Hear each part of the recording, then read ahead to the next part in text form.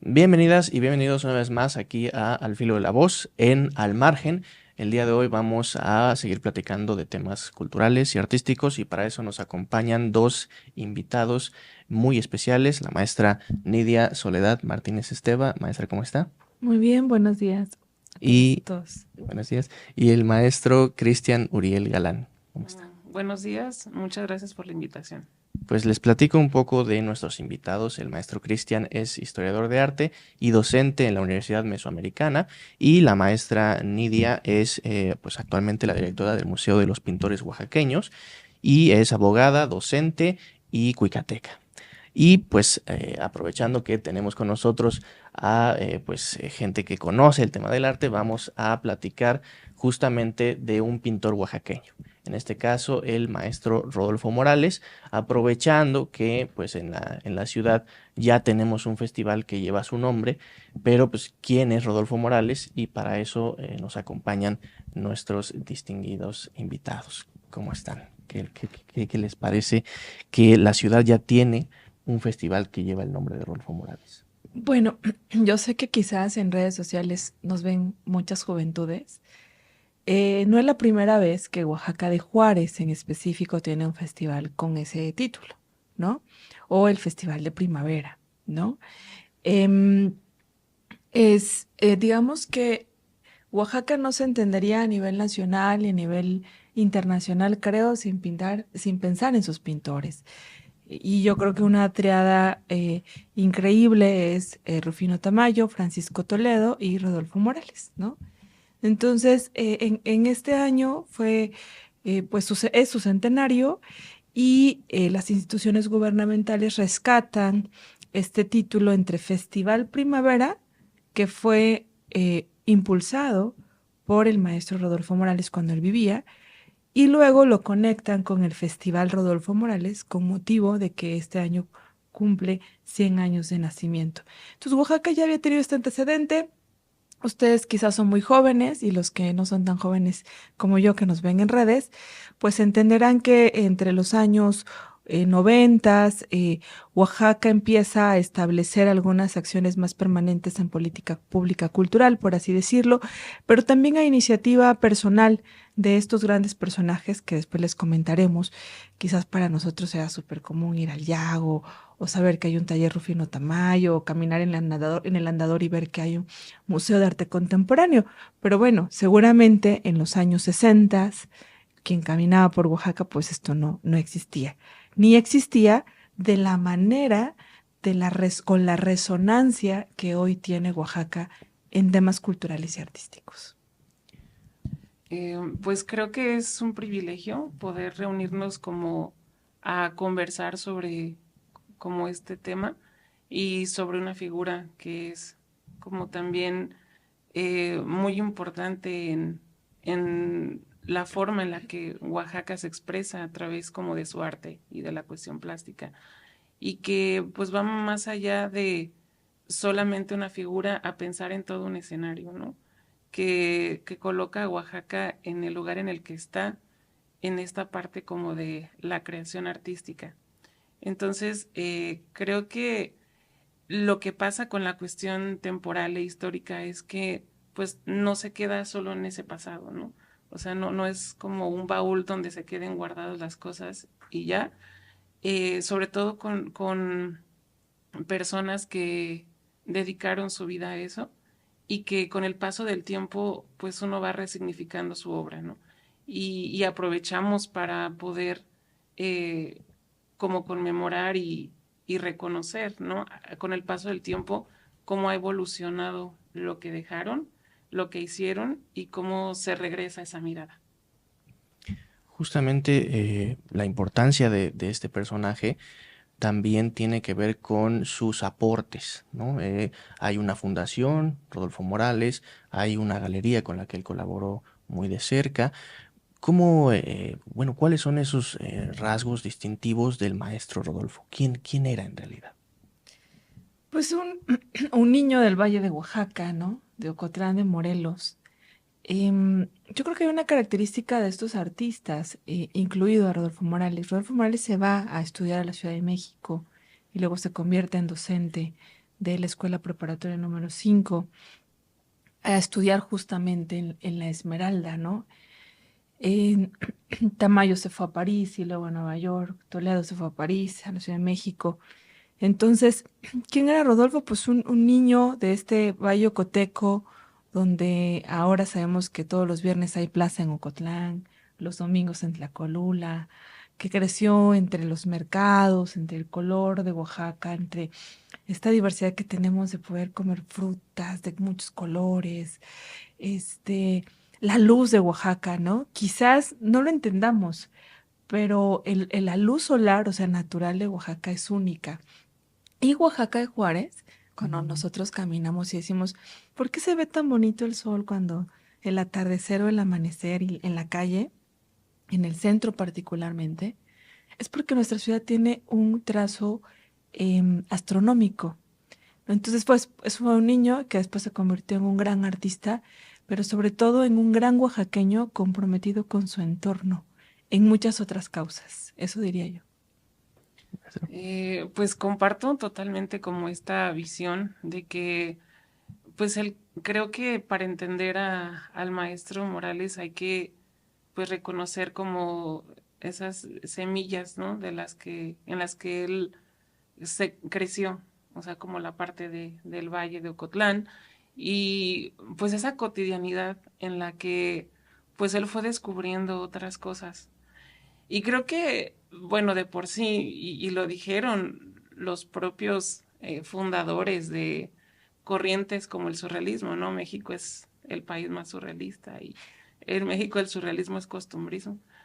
Y sí, o sea, creo que si uno presta atención se dará cuenta de que en lo cotidiano pasan muchas cosas que en otro contexto se pensarían como, pues, imposibles o fantásticas.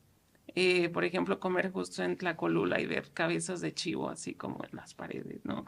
Y Oaxaca tiene como una tradición cultural muy profunda, o sea, en Oaxaca late como una espiritualidad muy fuerte, ¿no? En sus tradiciones, en sus fiestas, en su religiosidad, y creo que eso formó también al maestro Morales en una combinación como muy particular entre su espacio, su contexto, pensar como en esta parte religiosa y espiritual y ritual de los diferentes pueblos de acá, su parte como asociada a la parte cívica, ¿no? Procesiones, desfiles, fiestas y una visión como muy particular. O sea, creo que los artistas tienen esta capacidad de mirar muy profunda y yo también creo que el maestro Morales siempre fue como un niño que veía lo fantástico en lo cotidiano y que pues también fue hijo de su tiempo y en él encontramos este cruce que hay entre esa tradición y también como esos cambios que había en la parte del ferrocarril o todo eso que en su pintura confluye como escenas fantásticas, pero de una vivacidad muy profunda, que creo que pues eso solo lo da como el color y la luz de Oaxaca. Eso también estoy como muy de acuerdo. Justamente en todo eso que confluye en Oaxaca, sobre todo en el siglo XX, está también el gran aporte de otros maestros como Tamayo, que hasta donde entiendo tuvo una relación muy cercana con Rodolfo y también con Toledo, ¿no? Porque lo impulsó.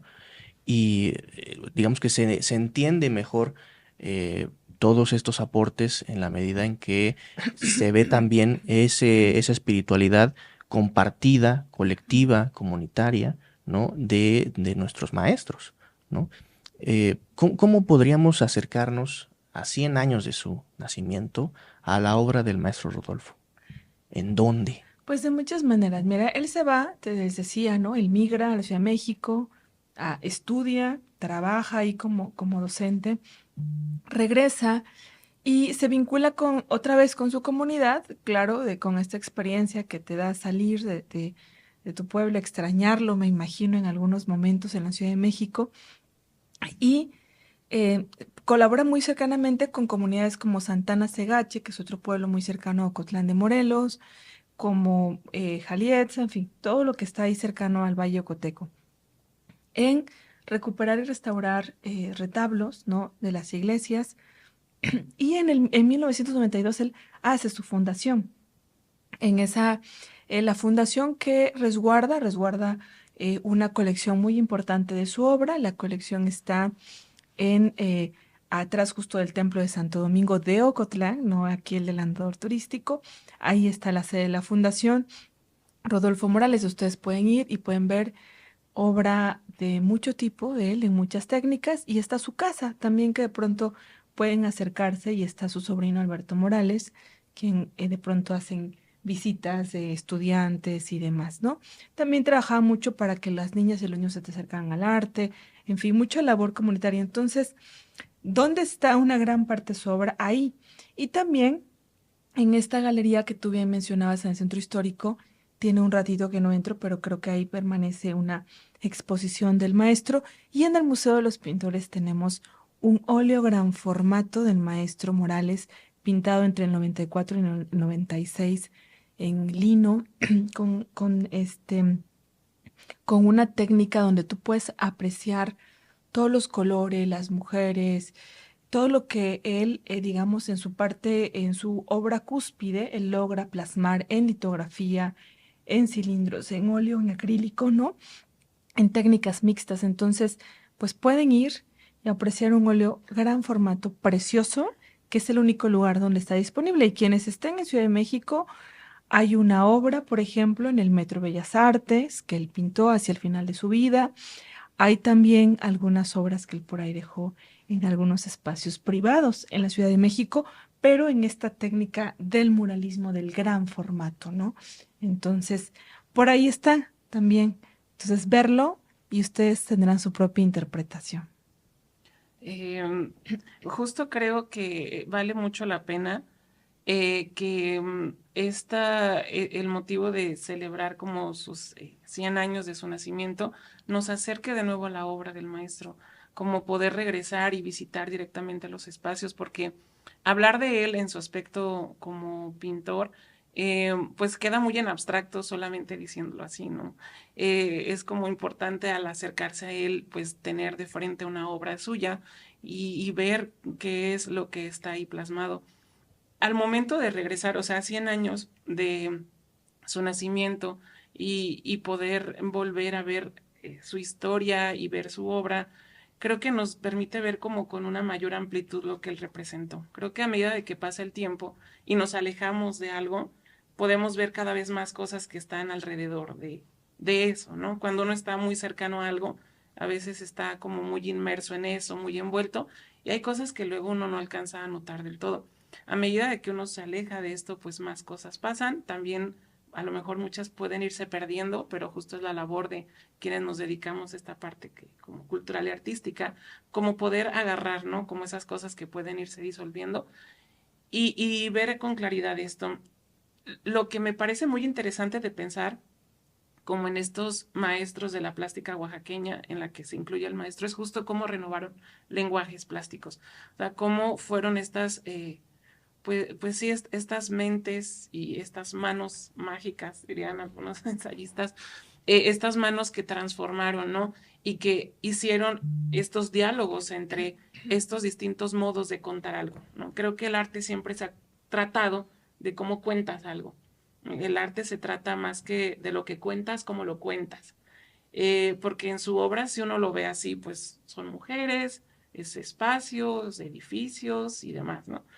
¿En cuántos cuadros encontramos mujeres, edificios y demás? Pues en muchísimos. Pero aquí lo que importa es cómo nos lo cuentan. Y en este cómo contarlo, pues hay que ver, ¿no? De dónde nace ese espíritu de contar algo de la manera en la que él lo hace, en donde el color se convierte en un elemento autónomo en el cuadro, en el que también nos guía y nos conduce.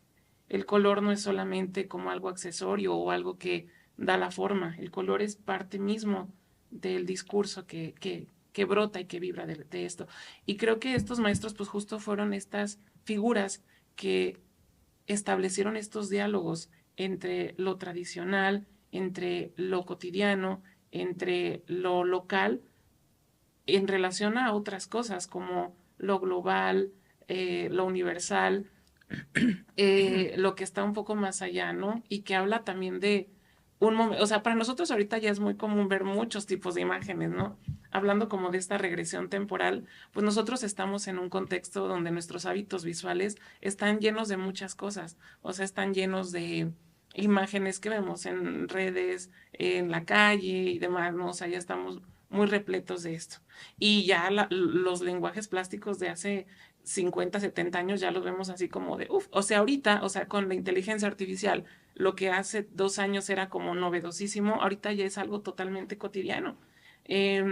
Las primeras manifestaciones de este tipo de imágenes eran como de cómo, y eso no es pintura, eso no es arte, y cómo van a competir contra obras que sí fueron hechas manualmente. Y ahorita ya es lo más cotidiano la inteligencia artificial. Entonces vivimos en tiempos muy acelerados. Y creo que regresar a lo que antes se hacía es detenernos un poco a ver de qué manera estos procesos se dieron de manera paulatina y más profunda y poder ver al maestro en este tiempo en lo que él eh, hizo de forma muy propia en la plástica oaxaqueña, integrando como estas figuras como que vuelan, ¿no? O sea, a mí me parece una cosa preciosa ver a estas mujeres vestidas de blanco en el cielo, porque más que retratar a una mujer, es como la feminidad misma que en su esencia flota y vuela en los valles llenos de color.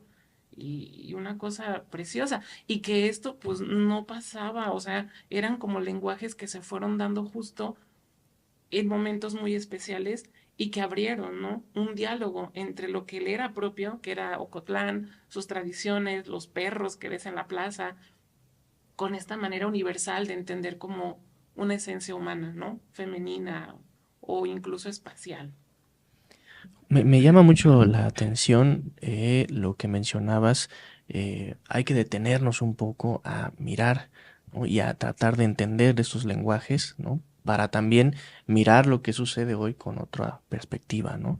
Y entenderlo, complementarlo, ¿no? Ahí me gustaría un poco que la maestra Nidia nos comparta, pues, qué es lo que se va a hacer en el MUPO.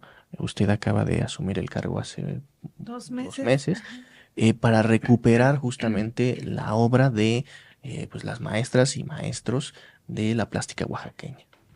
Sí, primero, de verdad es que lo que nos contó el maestro Cristian es increíble. O sea, justo creo que es el arte interpela, ¿no? La realidad, pero también ve esas cosas profundas que tú decías, Oaxaca, pues sí, para nosotros es nuestro cotidiano, pero cómo esto se vuelve artístico y cómo esto también reconoce la valía de nuestra espiritualidad, de nuestras costumbres.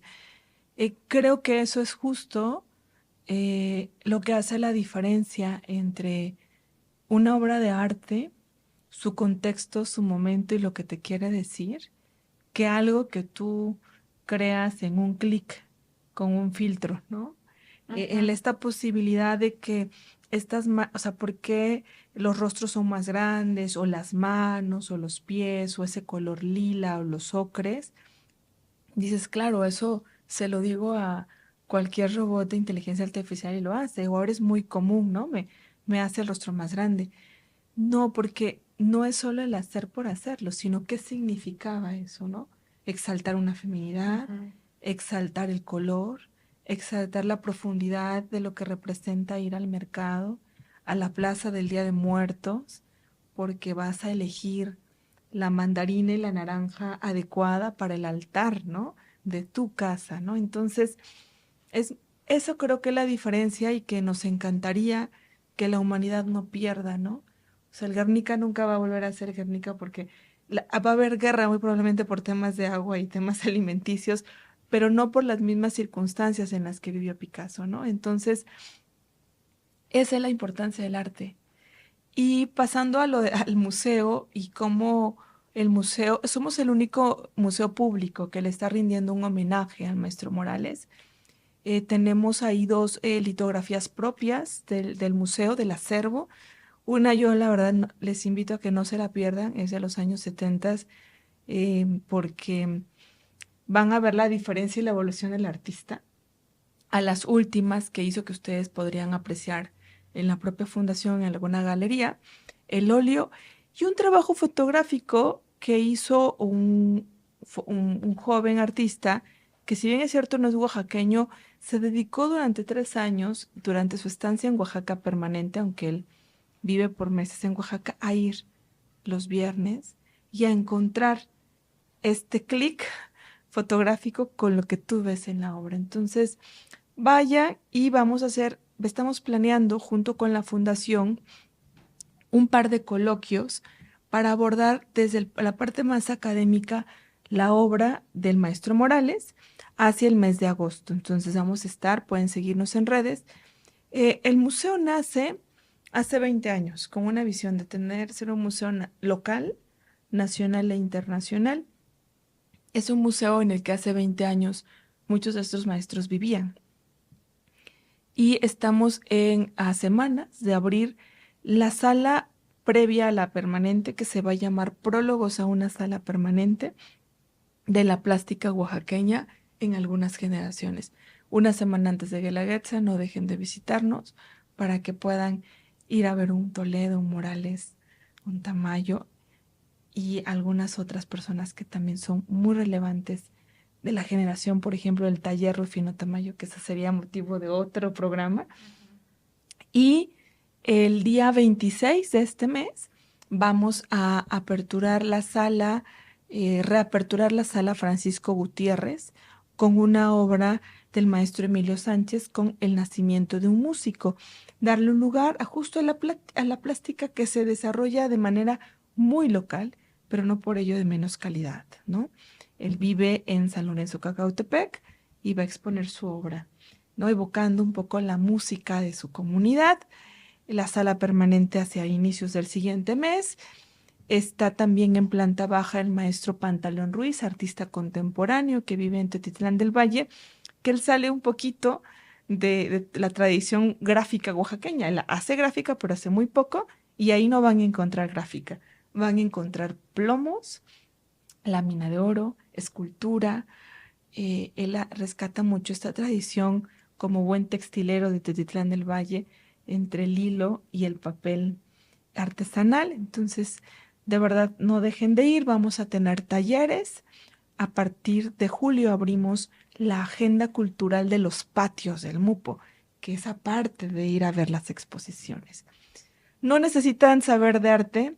Creo que todas y todos merecemos en algún momento de nuestra vida tener frente a nuestros ojos una obra de arte y poder pensar lo que queramos. Y merecemos y tenemos derecho a entrar a un espacio público cultural. Los domingos son gratuitos, entran gratuitas las personas de la tercera edad, con discapacidad, maestros y todas y todos los estudiantes de cualquier parte del mundo. Pues aprovechar que justo hacer esta invitación a estar muy cercano a las actividades de estos espacios que justo nos permiten mirar de otra manera, ¿no? Como detenernos un momento a contemplar, que creo que ahorita eso es algo que es algo casi revolucionario, ¿no? En un contexto en donde pues vivimos muy acelerados o muy estimulados, donde todo dura segundos, ¿no?